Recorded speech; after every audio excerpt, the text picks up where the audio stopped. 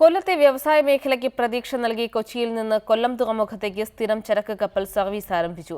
30 container തോട്ടണ്ടിയുമായാണ് Goan കപ്പൽ കൊല്ലം തുറമുഖത്തെത്തിയത്. തുടക്കത്തിൽ 2 ആഴ്ചയിലൊരിക്കലാണ് കപ്പൽ സർവീസ് നടത്തുക. കൊച്ചിയിൽ നിന്നുള്ള ചൗഗാല 7 എന്ന ചരക്ക് കപ്പൽ കൊല്ലത്തെത്തിയതോടെ വ്യവസായികളുടെ വർഷങ്ങളായുള്ള സ്വപ്നമാണ് ഫലപ്രാപ്തിയിലെത്തിയത്. ആഫ്രിക്കയിൽ നിന്നുള്ള വലിയ ചരക്ക് കപ്പലിലെത്തിച്ച 30 കണ്ടെയ്നർ തോട്ടണ്ടിയാണ് ആദ്യ സർവീസിൽ കൊല്ലത്തെത്തിച്ചത്. പരീക്ഷണാടിസ്ഥാനത്തിൽ ആരംഭിച്ച സർവീസ് 2 ആഴ്ചയിൽ ഒരു തവണ കൊല്ലം തുറമുഖത്തെത്തും.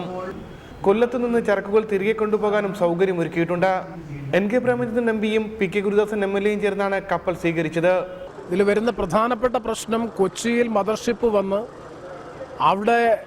അവിടെ നിന്ന് ഇങ്ങോട്ട് ട്രാൻസ്ഷിപ്പ് ചെയ്യുകയാണ്.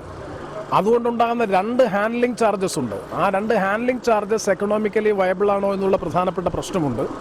പോർട്ട് അധികൃതരുമായി നടത്തിയിട്ടുള്ള ചർച്ചയിൽ ഈ 2 ഹാൻഡ്ലിംഗ് ചാർജസിൽ ഒന്ന് പരിമിതപ്പെടുത്താമെന്നുള്ള നിലപാട് സ്വീകരിച്ചിട്ടുണ്ട്. അങ്ങനെയാണെങ്കിൽ തീർച്ചയായിട്ടും കൊല്ലത്തെ സംബന്ധിച്ച് കശുവണ്ടി വ്യവസായത്തിൻ്റെ ജില്ലയെന്ന് വിശേഷിപ്പിക്കുന്ന കൊല്ലത്ത് പോർട്ടിൻ്റെ വികസനത്തിൽ ഏറ്റവും വലിയ സാധ്യതകളുള്ളതാണ് കശുവണ്ടിയുടെ ഇറക്കുമതിയുമായി ബന്ധപ്പെട്ടതും അതുപോലെ തന്നെ പരിപ്പിൻ്റെ കയറ്റുമതിയായി ഭാവിയിൽ വരാൻ പോകുന്ന കാര്യവും. നേരത്തെ കൊച്ചി തുറമുഖത്തെത്തിയിരുന്ന കണ്ടെയ്നറുകൾ ലോറിയിലായിരുന്നു തെക്കൻ ജില്ലകളിലേക്ക് എത്തിച്ചിരുന്നത്.